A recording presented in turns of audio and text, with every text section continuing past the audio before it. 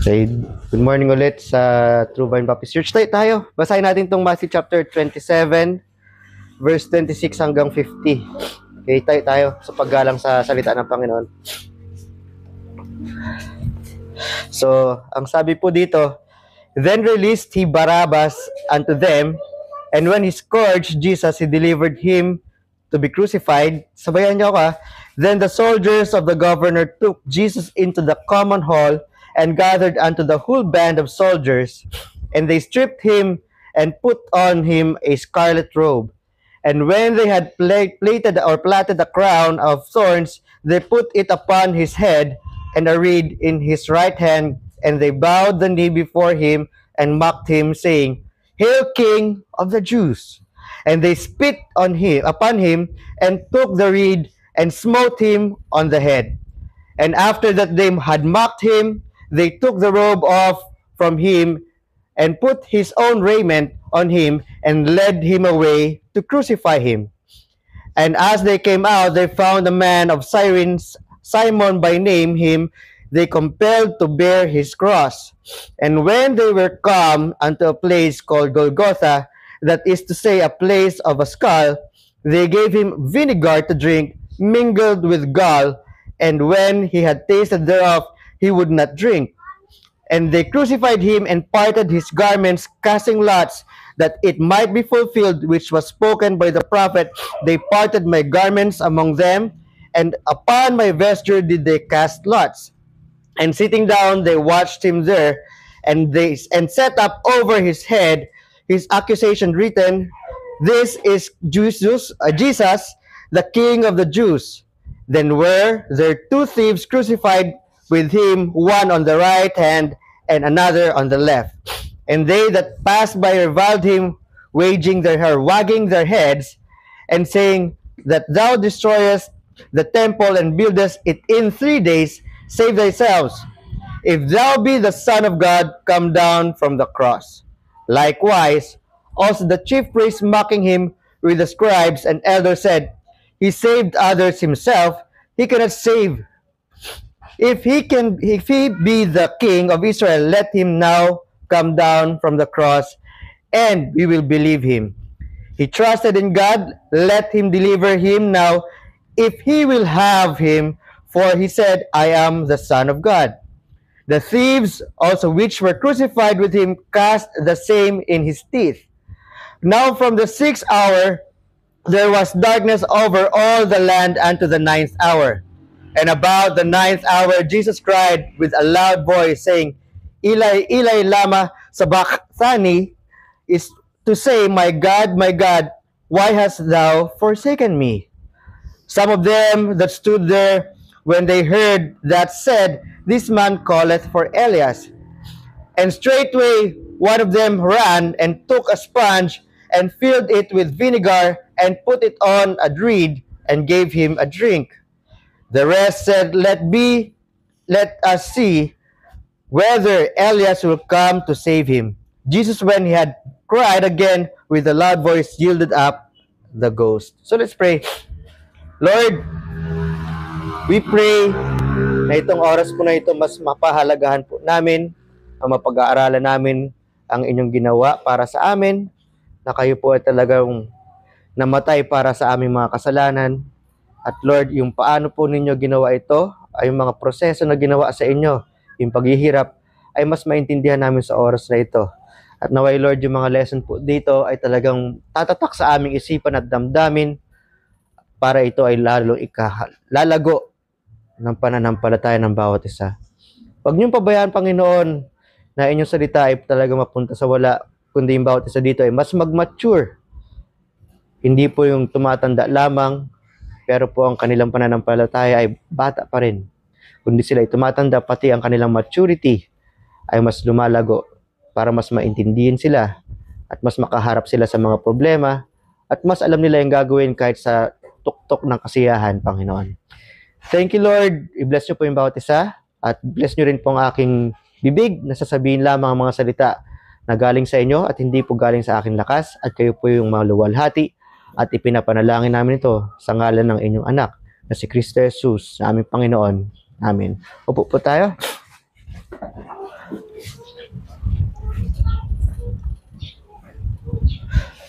Okay. So dito po, may kita nyo po dito, no? This is the crucifixion of Jesus Christ. Sa Matthew chapter 27.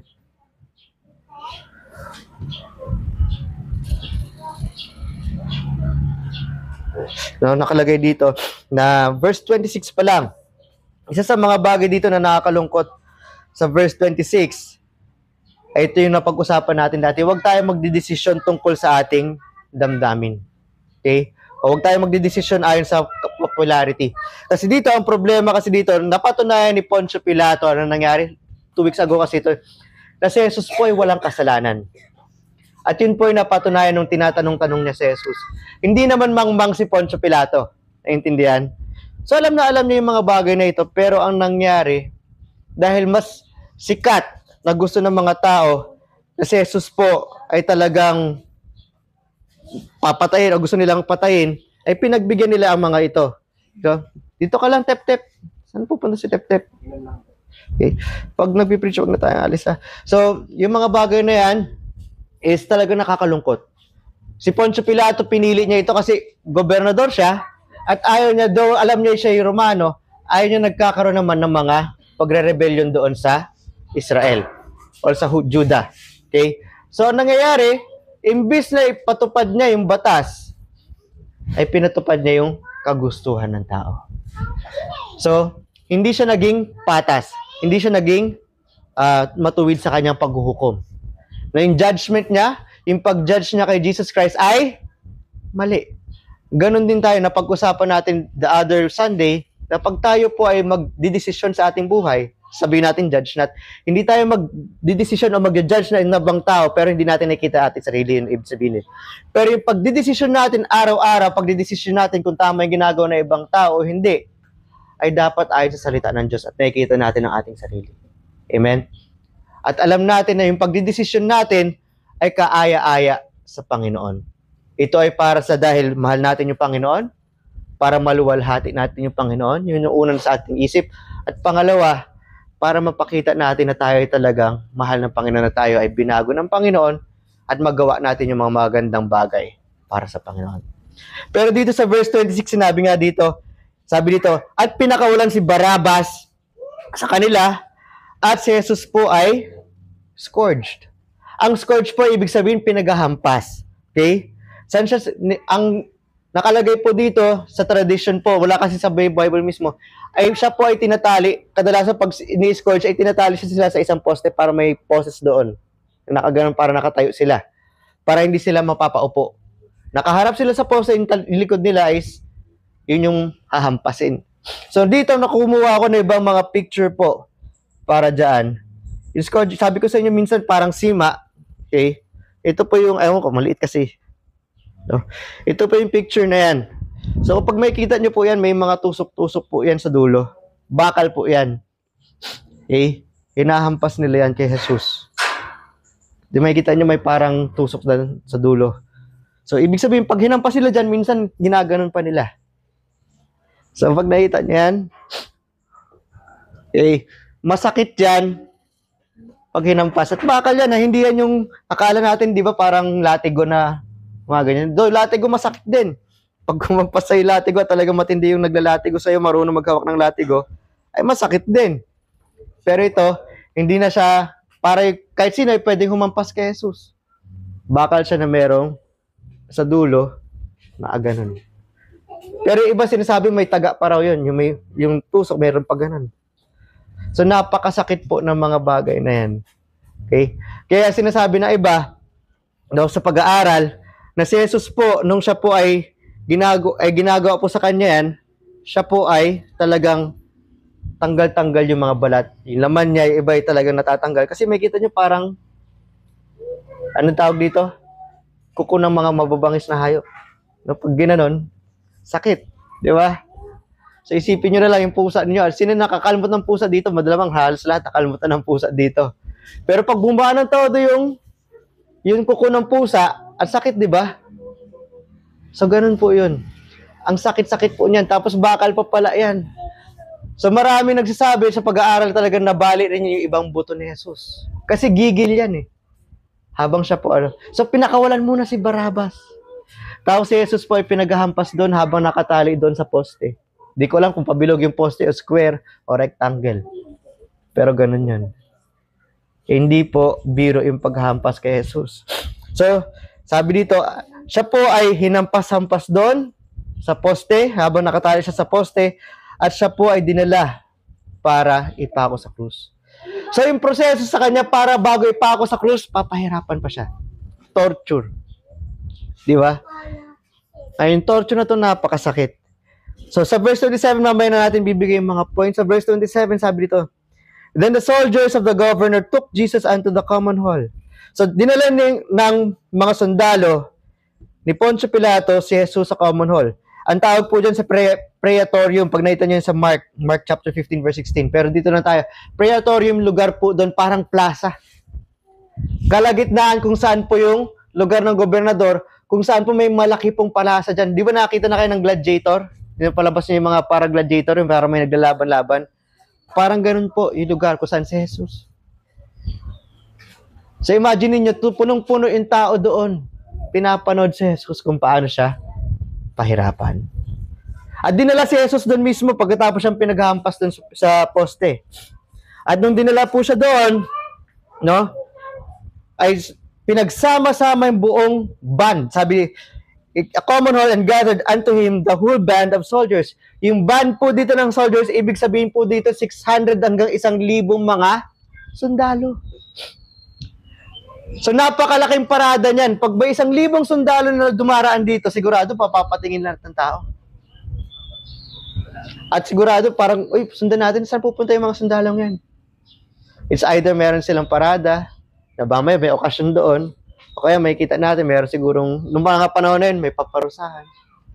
So meron silang pwedeng panoorin ng mga panahon na yun. So yun ang pangyayari, 1,000 sundalo para sa isang tao. Kasi si Jesus po ay kilalang-kilala na at ng mga panahon na yun. So ikaw, kapag ipapahiya ka, tapos 1,000 sundalo yung magdadala sa idol, hindi ka ba matatakot? Hindi ka ba mapapahiya? So yun yung mga bagay ng mga oras po na yun. So sa praetorium po yung pangalan ng lugar. 1,000 yung escort po ni Jesus. Pero yung mga panahon na yun, talagang wasak-wasak na yung likod niya. Sabihin natin nakadamit siya, pero sigurado sira-sira na yung damit niya. Dahil yun pinaghahampas siya Diba? Sa verse 28, kinukwento dito, and they stripped him, inubaran si Jesus. Tinanggal yung pang-ibabaw. At put him on a scarlet robe. Nilagyan siya ng kapa na kulay, scarlet o violet. Kasi sa violet, pag tinignan niyo sa Old Testament, sa 1 Samuel, hanggang sa mga Kings and Chronicles, usually yun yung suot ng mga Hudyo na hari, kulay violet. Yun ang pinili na kulay ng Panginoon para sa mga hari. At yun yung kadalasan na pinili ng mga hari na isuot nila mga kapa, kulay violet. So, yung kulay violet na yun, nilagay nila kay Jesus. Nilagay nila kay Jesus yan. Bakit? Dahil sinabi sa verse 29, and when they plaited a crown of thorns, they put it upon his head. So, naglagay sila ng, nakita na kayo ng kamatsili, di ba? Ano ba yung mga, dito? Matinik na parang baging. Rosas? Nakita na kayo ng rosas? Rosas? Ano yung bougainvillea? Nakita niyo na yung bougainvillea? Hindi lang po ata alam ng mga kahit alam mo may mga tinik-tinik. Yung mga may tinik-tinik? Di ba yung bougainvillea parang pwede mong bilugin? Di ba parang So binilog nila yon. Siguro nakita niyo na yun. Mahaba yung corona ng tinik siguro yung tinik nun mga 1 inch. So binilog nila yon, inilagay sa ulo ni Jesus. Okay? Pagkalagay sa ulo ni Jesus niyan, di ba? Dilagay sa kanyang kanang kamay yung reed. Okay, yung reed kasi, so siguro alam niyo na yung koronang tinik ni Jesus, yung ganito. Yung ganito. Ayan. No? Ngayon, yung reed po, ang ibig sabihin ng reed, nakakita na kayo ng ganitong damo, di ba? Yung ganyan. Minsan tawag nila sa Tagalog, wishing-wishing Diba? Pero minsan, pag yan po ay tumanda na tumuyo na po, parang nagigigan nito, may kasing taba nito, may kasing taba nito. So, kinuha nila yan, binigay sa kanang kamay ni Jesus. So, niloloko nila si Jesus na hari siya. May kapang violet, may corona. Tapos meron siyang tungkod. Kasi yung mga hari, di ba, meron silang, ang tawag doon, scepter eh. Scepter or rod. Di ba, meron silang rod. Kadalasan, meron pang diamante dito yan. Sa kanya yung ganun, sa damo. Siguro yung mga kasing kapal nito ay medyo ganun. Parang yantok. Yung mga pang-arnis-arnis nyo. Pwede hanggang ganun, di ko alam gaano kakapal. Sabi read lang. Pero, ang sinasabi ng mga nag-aaral, ito yung pwede talagang tumayo. So, most likely, talagang ganito kakapal. No? Ganito kakapal. Pinahawak ni Jesus. So, ginawa siyang laruan. In short, ito hari, kulay violet yung kapa. May corona siya. So, nga lang, tinik. Aray. Sinigan siya ng baston na panghari. So, ano yung nangyari sa kanya? At anong ginawa nila ng mga sundalo at ng mga tao? Sila po ay lumuhod ng isang paa. Ganito. Tapos niloloko siya. Ang sinabi sa kanya, Hail King of the Jews. Pagpalain o papurihan yung hari ng mga Hudyo. So niloloko si Jesus noong oras na yun. Tandaan nyo po, si Jesus po nung nilagyan, dumudugo yung dito niya. Dugo yung likod niya. Tapos meron siyang ganun. Pinagtatawanan siya ng mga tao. Anong ginawa sa verse 30, sila po ay nagdududura pa. Kapag dinuruan ka, kaya ngayon matutuwa ka. Di mo nakakapikon. So they spit upon him and took the reed. So pagkadura-dura nila sa kanya, kinuha yung kanyang, binigay na kanyang baston sa kanya. Ano ginawa? Hinampas si Jesus sa ulo. So sabihin natin, ganito kakapal yan. Di ba? Sabihin natin, mas matigas-tigas yan, o kaya medyo malambot-lambot pa. Masakit yan. Tandaan po natin, meron pa siyang corona ng tinik dito. So pag hinahampas sa kanya na nangyayari sa corona, bumabaon sa kanyang ulo. So yung torture na yun, masakit na likod mo, bali-bali na yung likod mo, buto-buto mo, yung ribs mo, hampasin ka pa. Yun ang pinagdaanan ni Jesus para sa atin. Pero tingnan nyo ito, buksan nyo sa Isaiah chapter 50 verse 6. Isaiah 50 versikulo 6, no? Isaiah kapitulo 50 versikulo 6. Isaiah chapter 50 verse 6. Isaiah chapter 50 verse 6. Kasi ito hindi na naisulat to kahit anong history. Pasok kayo dito. No? Hindi na naisulat dito sa mga gospel according to Matthew, Mark, Luke, and John. Okay? Isaiah chapter 50 verse 6 sabi, I gave my back unto the smiters. Binigay ko ang aking likod sa mga tagahampas sa akin. And my cheeks to them that pluck off the hair, I hid not my face from shame and spitting. So nung dinuduraan siya, sabi niya kanyang mukha na tinanggalan ng buhok. So tinanggalan ng balbas si Jesus. Pinaghihila yung kanyang balbas ng buo. Ito hindi sinabi mismo dito, pero sa tradition sabi isang buo daw na hinila yung balbas ni Jesus. Kahit sa pisngi lang yan ay hatakin ng ganyan para matanggal yung kanyang balbas. Kasi bigote dito eh. Balbas yung dito eh. Sideburns tawag dito sa Tagalog, pero sa English eh. Sa Tagalog, balbas talaga yan eh. Balbas sarado tawag nila eh. Diba? Kasi naaganon. Yan. So pinaghihila. So isipin nyo na lang pag kunyari sinabunutan ka Raisa, Angel, lahat kayo, kahit isang tipak lang ng buhok nyo, hatakin ng ganon. Ay na, itatali muna sa van, tapos biglang tatakbo na mabilis yung van, natanggal dito yung buhok mo kahit sabihin mong ganyan lang. Ano sakit? Sakit nun, di ba? Aray ko. Di ba? Ganon ginawa kay Jesus bago siya pinagduduraan. So, ganon kasakit. Pero sabi ni Jesus, hindi niya tinago yung kanyang mukha sa kanila. So, dito tayo sa Matthew chapter 27 po. Ulit.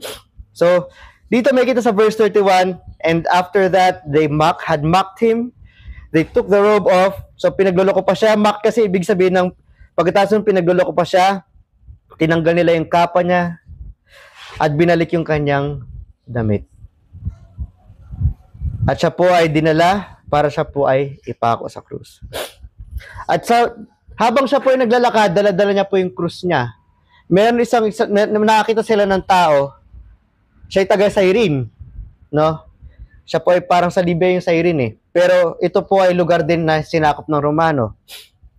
Si Simon po, ang pangalan niya, ay sabi dito, inutusan siya na kunin po o kargahin yung krus po ni Jesus. Sabi, kargahin mo yung krus ni Jesus. At yung ibig sabihin po kasi ng compelled ay talagang inutusan. Okay? Mamaya na natin pag-usapan yan. At sabi nga dito, at nang sila po ay nakadating po sa lugar na yon, sa Kalbaryo, pero yung pangalan po ng bundok doon is Golgotha. Ibig sabihin po noon is lugar ng bungo. Bakit? Kasi ito yung lugar kung saan po pinapako yung mga tao o pinapatay. Yung mga, sino ba to? Mga kriminal. So si Jesus po ay tinuturing talagang kriminal ng mga panahon na ito.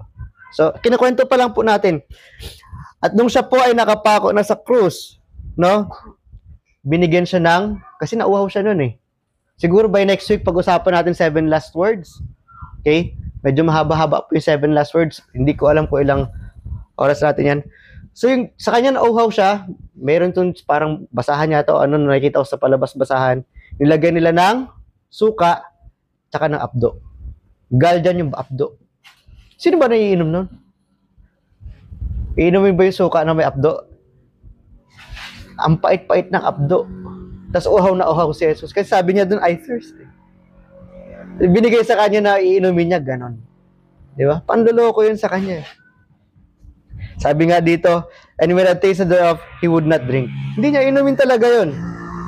Kasi nakatawang tao siya eh. And they crucified him and parted his garments. Pinako siya, parte-partehan yung kanyang damit. Ibig sabihin, nakahubad si Jesus nun. Para ito ay, yung propesiya po ay talagang mangyari, no? Na pinaglaruan nila at pinaghati-hatian niya yung kanyang garments at para makuha nila kung kanino yung damit na yon. Hindi, nagsugal pa sila. Oh, pag nanalo ako, akin to.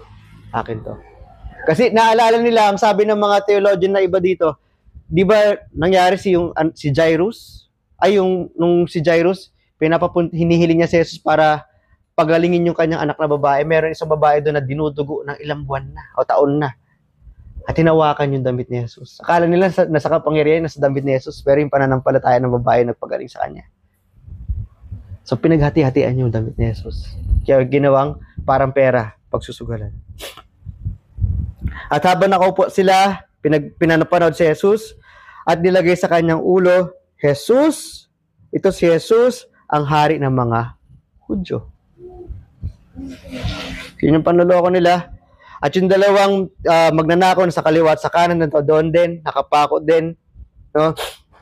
At nung sila po yung mga tao na tumadaan-daan, gumaganon-ganon, at sinasabi nila, ikaw, sabi mo, sisiraan mo yung templo sa 3 araw at itatayo mo ulit.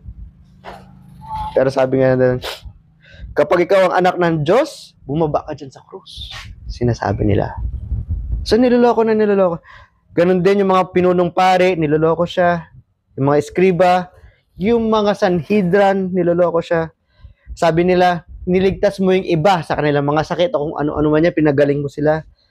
Ngayon, sabi, kapag ikaw yung hari ng Israel, ibaba mo yung sarili sa krus at maniniwala kami sa inyo. Hindi sapat yung ginawa ni Jesus ng mga milagro, mga panahon na yan. Sabi, ito masakit pa, siya ay nagtiwala sa Diyos. Pabayaan mo yung Diyos na iligtas siya ngayon. At ako ay maniniwala sa kanya, sabi niya sila ganun. Dahil sinabi niya, ako ang anak ng Diyos. Ganun kasakit. At ganun din yung sinasabi ng dalawang magnanakaw. Hindi pa yung isang magnanakaw, hindi pa nagsisisi nun. Niloloko rin nila si Jesus ng mga panahon na yun. At sinabi nga ni Jesus dito sa verse 46, na sumigaw, ilay-ilay lama sa baktani. Ibig sabihin, Diyos ko, bakit mo ako tinalikuran? Diyos Ama yan. Mamaya na natin pag-usapan yan na next time.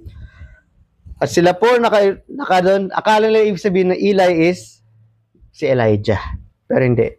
At sinabi ng iba, tingnan natin kung darating ililigtas si Elijah. At nung verse 50, pinakawala na ni Jesus yung banal na espiritu at siya ay namatay. So yun po yung mismong kwento ni Jesus. May kita po natin dito sa kwento po ni Jesus, una sa lahat yung politika. Point number 1 yung politika. Yung politika na pinagdaanan niya. Diba? Yung politika bago nito, antindi. Gusto talaga siya patayin ng mga pinunong pari, mga pariseo, pati yung mga pinuno ng mga angkan, yung mga Sanhedrin. Nakakalungkot. Sarili niyang kababayan gusto siyang patayin. Bakit? Dahil nasasapawan siya. At alam natin na pag-aralan natin the other week, nang alam dapat ni Pilato, papakawalan si Jesus dahil sikat na sikat si Jesus sa mga madla eh. Yung mga leaders lang, alam niyo, mga leaders na naiinggit lamang kay Jesus. Pero ginawa nito mga leaders ito, pinunong pare, mga eskriba, mga pinuno ng mga bawat angkan, mga pariseo, kinausap yung mga tao. Ginamit nila yung impluwensya nila na sabihin na dapat ipako si Jesus. At pakawalan yung si Barabas, yung hari ng mga, o prinsipe ng mga magnanakaw, na mamamatay tao rin. Ang alam ni Pilato yun. Alam ni Pilato na walang kasalanan si Jesus at sinabihan pa si Pilato ng kanyang asawa, huwag kang ma-involve sa taong yan. Dahil ako po ay na-torture, sabi niya kay Pilato, ako ay napahirapan ng tao niya sa panaginip ko habang ako natutulog itong maghapon. Pero dahil sikat na mas gusto ng mga tao na ipapatay si Jesus, imbis na si Barabas, pinapili niya pa, alam niya naman na walang kasalanan si Jesus. Binigay niya si Jesus. Naghugas kamay siya. Kaya nga sabi natin the other week, pag ikaw magdedesisyon ka ng buong loob para sa Panginoon. Kung anong tama para sa Panginoon, dun ka. Ililigaw tayo ng mundo kung saan ano-ano yan. Diba? Ililigaw tayo sa trabaho natin, sa career natin, sa pag-aaral natin, and everything. Na mas importante to. Pero mas importante yung Diyos. Huwag tayo magpapaligaw dyan. At ito yung nangyari kay Pilato. Dahil sa politika, natuloy yung pagkamatay ni Jesus. Hindi naging tama yung pagdidesisyon ni Pilato. Ganon din tayo, paalala, para maging tamang ating desisyon, ibase natin sa salita ng Diyos lagi. Amen? Kasi pag hindi, magkakasala tayo sa Diyos. Kasi minsan nakakalungkot, minsan kahit hirap na tayo, may sakit na tayo, itutuloy natin yung para sa mundo. Kasi takot tayo mag-fail eh. Takot tayo na pahiyain ng mga tao. Pero yung Panginoon na napakalakas na naggawa ng lahat ng biyaya para sa atin, lahat ng mga ganda, minsan siya pa yung ating bibigyan na excuse. O hindi minsan, madalas, nakikita ko sa akin, sarili din yan. Hindi ako excuse dito.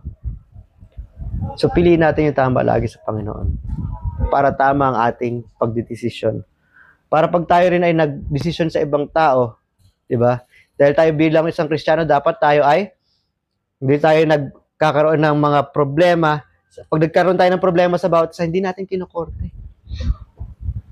Tayo yung nag-aasikaso niya. Kaya nga sinabi sa 1 Corinthians chapter 6, hindi dapat kayo nagpupunta sa korte.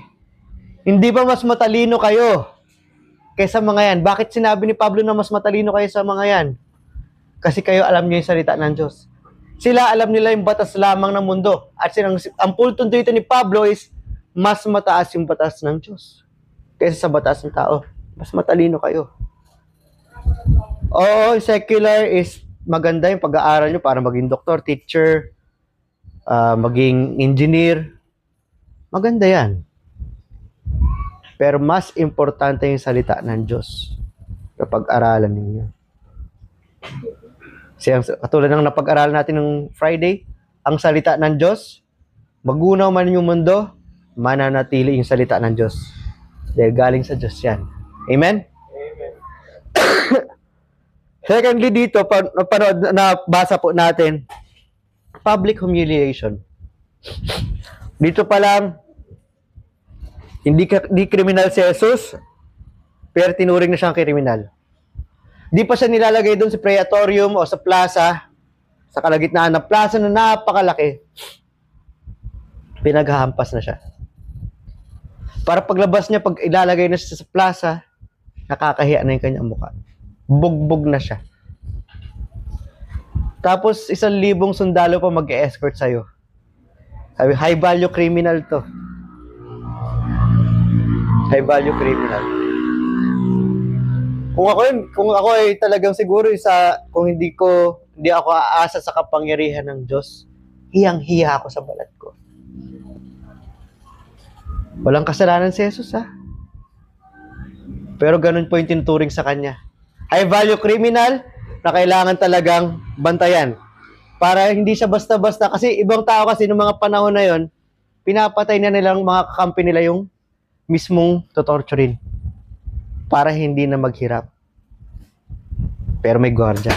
Hindi na siya papatayin. Yung para hindi na siya pahirapan. Gusto nila pahirapan talaga si Jesus. Isa yun sa mga aral dito na sinasabi ng mga theologians. Bakit ang daming bodyguard? 1,000 isang tao. Baka kasi bigla may mamana. Kung napanood nyo siguro yung isang palabas si Mel Gibson, nakalimutan ko yun eh. Siya po ay tutorturin. Hinihila na yung mga katawan niya. I think susunugin yata siya nun. Para hindi na siya mahirapan, pinana siya. Habang sinusunog siya. Para hindi siya ma-torture habang sinusunog. Yun yung ginawa sa kanya. So, ganun yung tinitingnan nila, kaya pinaprotektaran nila si Jesus. Gusto nila pahirapan talaga si Jesus. Kaya nyo ba yun? Kaya nga pinsan, naalala ko, pag mahal na araw, yung mga naghahampas dito, gawin nyo naman tama. Yung panghampas nyo, may ganun din. Yung bakal. Diba? At hindi natin magagampanan yung ginawa ni Jesus. Kasi nung mga panahon na yun, wala siyang kasalanan, pero pinapahiya siya. Pangalawa, ano pinagagawa sa kanya? Binihisan siya ng hari. Diba? Pinagbibihisan siya ng hari, pero pinagtatawanan siya. Na mukhang katawa-tawa. Duguan ka, lalagyan ka ng kapa, yung korona mo, imbis sa koronang ginto, o kung ano makikintab na korona dyan, koronang tinik ilalagay sa'yo. Diba? Yung nakakatawa talaga. Pag titignan mo siya, tinatawanan siya ng mga tao, pero yung mga mananampalataya, awang-awa sa kanya. So, bibigyan ka ng baston na imbis na ginto, tapos may diamante sa dulo, o kaya kung anong mamahaling bato dyan, bibigyan ka yung damo.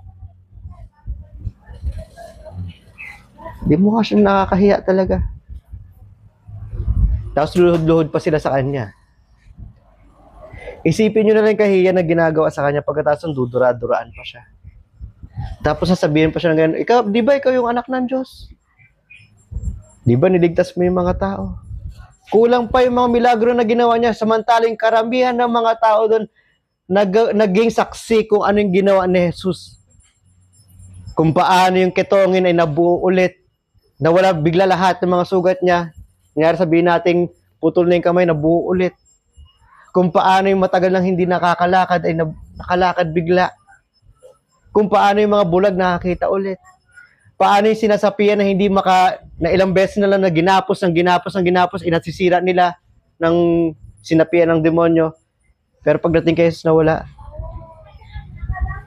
Yung malakas na hangin, habang nasa gitna sila ng laot, inutusan ni Jesus na wag nang manggulo.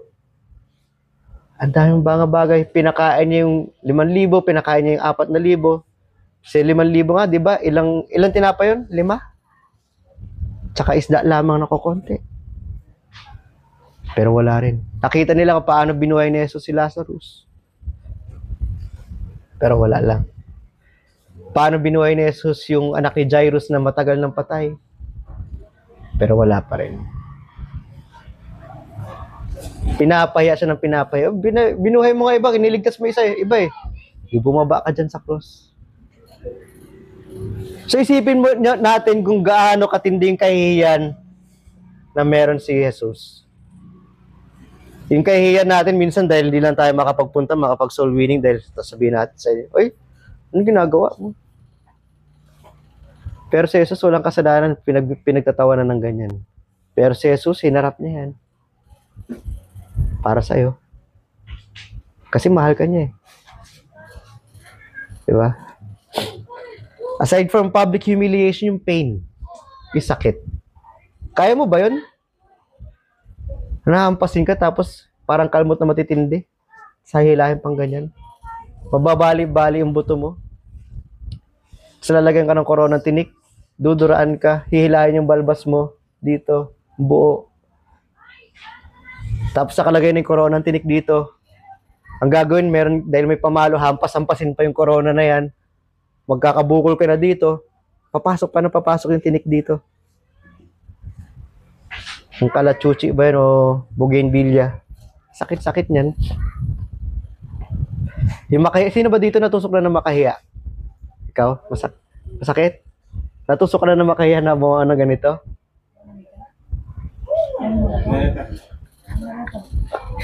Upo ko lang eh. Nung bata kami, natutusok ako ng makahiya pero hindi mababaon. Mga konti lang. Ganito lang siguro makahiya. Pag natusok ka na ng makahiya, kadalasan natutusok kami ng makahiya pag bagong, ay hindi na bagong ani, yung kunyari na ani na pagkatapos sa isang buwan. Pagkatapos sa isang buwan, di ba yung mga daming makahiya dyan eh. Eh habang naglalaro-laro kami dyan, kasi ang tawag doon, yung touching run na tawag namin, cups and rubbers tawag nyo minsan dito. Yung may base pa.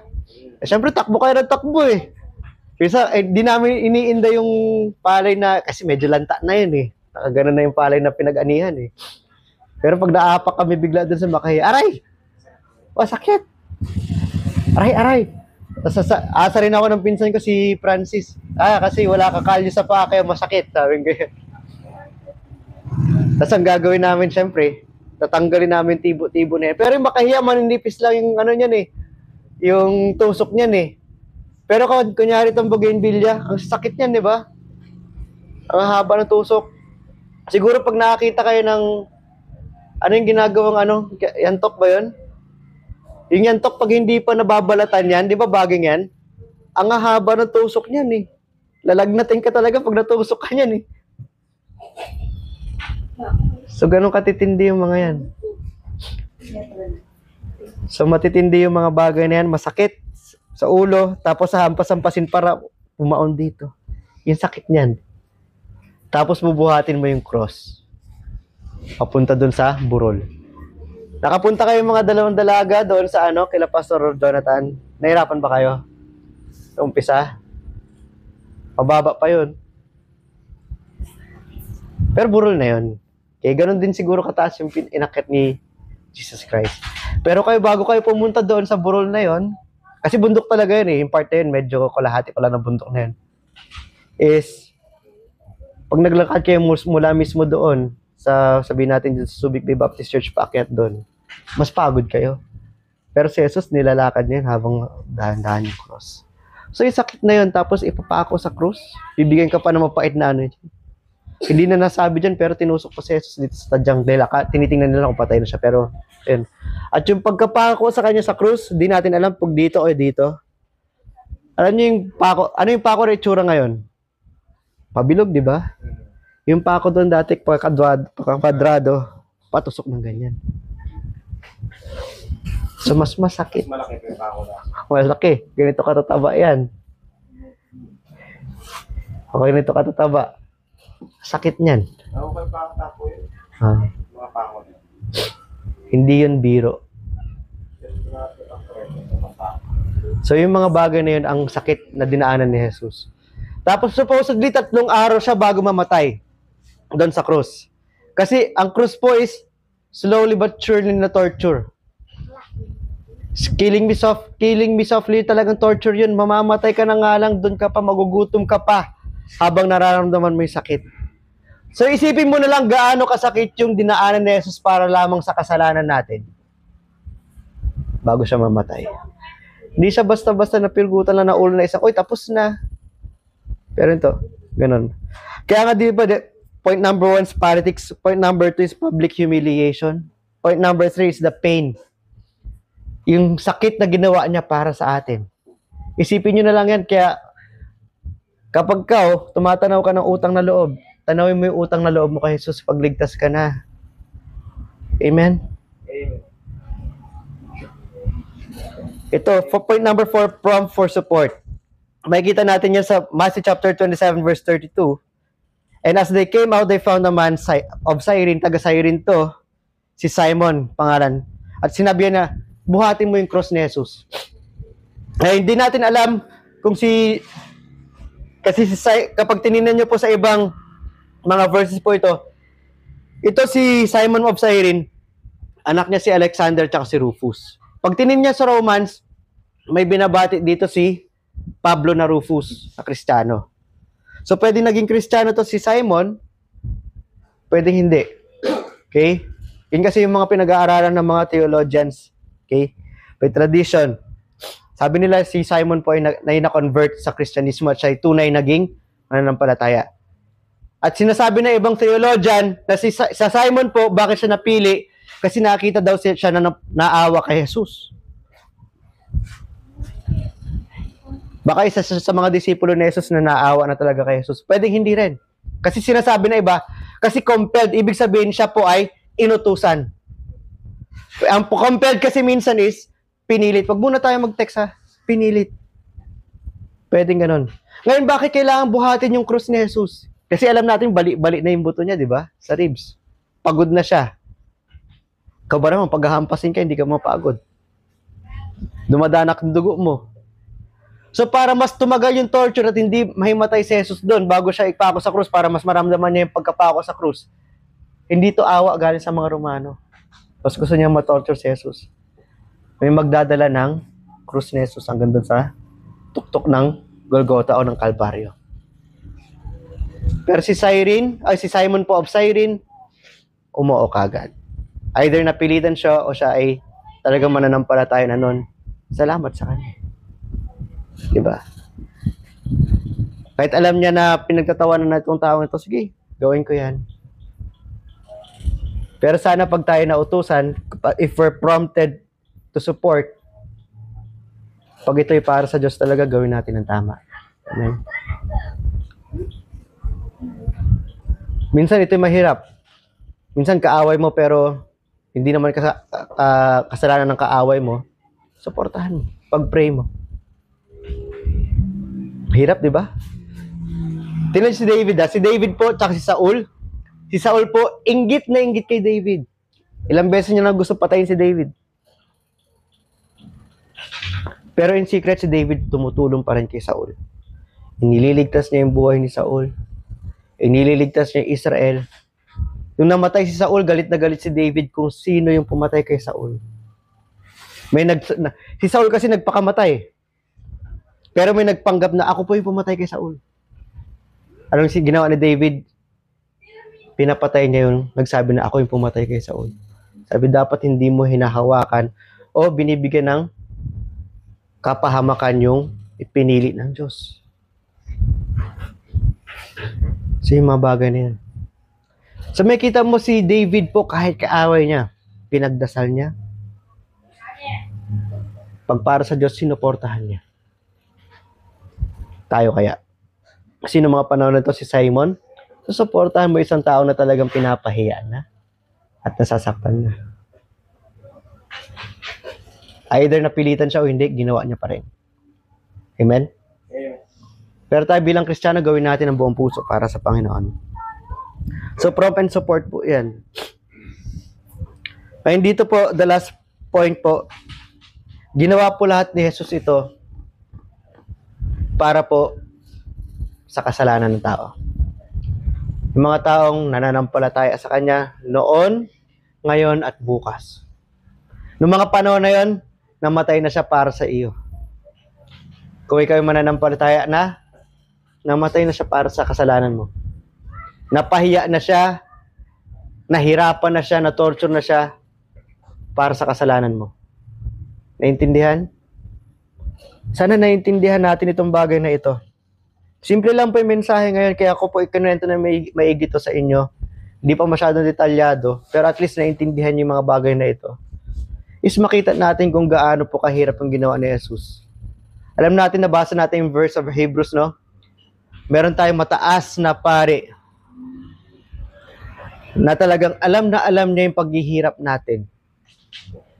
Kasi siya, tinukso o nasubukan sa lahat ng mga anggulo ng mga punto, pero kahit kailan di nagkasala. Napagdaanan niya yung paghihirap mo, yung pinaghihirapan mo ngayon. Pero kahit kailan di siya nagkasala. Pero siya ipapatayin sa krus para sa iyo lamang. Mahirapan mapapahiya. Sabi nga sa 2 Corinthians chapter 5 verse 21, for He has made Him to be sin for us. Ginawa ng Diyos Ama na si Jesus po ay maging kasalanan para sa atin. Who knew no sin. Wala siya ni isang kasalanan, that we might be made righteous of God in Him. Para tayo sa harap ng Diyos, alam nyo, nagkakasala pa rin kayo kahit Kristiyano na kayo. Iniiwasan nyo ba yan? Kasi pag-akit natin sa langit at sasabihin ng Panginoon, what sins are you talking about? Ano mga kasalanan sinasabi mo? Wala akong alam. Kasi nakikita niyo yung perfectong buhay ni Jesus, ipinagpalit ni Jesus sa lahat ng nananampalataya sa Kanya. At yung kasalanan ng mga nananampalataya, ikinamatay ni Kristo doon sa krus. Ganon katindi yung pagmamahal ni Jesus para sa atin. Ganon katindi yung pagmamahal ng Diyos Ama para sa atin. Diyos Banal na Espiritu, iisa silang Diyos, tatlo yung kanilang katauhan. Para lamang ikaw ay makasama sa langit. Dahil ikaw ay nanampalataya na si Jesus po ay Panginoon na talagang tinalikuran mo na yung mga kasalanan mo. Ikaw po ay makasama doon sa sabi niya, wala akong nakikitang kasalanan mo ni isa. So, ganoon po katindi yung ginawa ng Panginoon para sa atin. So, kung makikita nyo po yan, propitiation for us. Ibig sabihin kasi talaga ng propitiation, ibig sabihin, napagbayaran niya. Siya yung nagiging, parang di ba pag inis na inis ka, parang may gusto kang pagbuntungan ng galit mo. Siya yung pinagbuntungan ng galit ng Diyos Ama. Yung galit ng Diyos Ama para sa kasalanan natin na ibuntong lahat kay Jesus. At nawala yung galit ng Diyos dahil sa ginawa ni Jesus para sa atin. Ang sakit. Pero sarili niyang anak yun. Kung kayo magkakaroon ng sariling anak, isipin niyo ba yun? Unless na may sapak kayo sa ulo, siguro matutuwa kayo. Pero pag kayo po ay matino, iiyak kayo na iiyak. Amen? So sana, pag hindi ka paligtas, ito na yung ginawa ni Jesus para sa'yo. Gusto niya na ikaw ay talagang maligtas? Hindi ka maliligtas sa sarili mong gawa. Sinabi nga sa 2 Corinthians, Ephesians chapter 2 verse 8 and 9, sa biyaya ng Diyos, ikaw po ay niligtas sa pamamagitan ng pananampalataya at hindi ng inyong sarili. Ito ay regalo ng Diyos, hindi ng inyong magawa.